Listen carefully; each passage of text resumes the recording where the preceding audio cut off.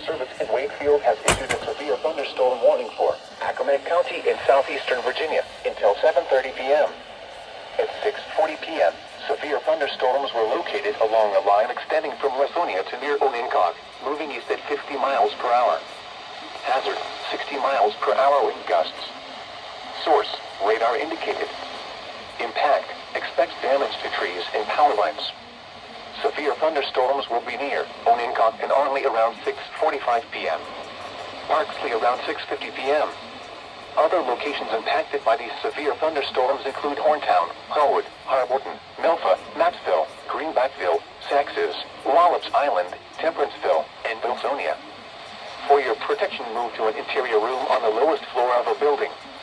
Please report severe weather by calling 757-899-2415, posting to the National Weather Service Wakefield Facebook page, or using Twitter at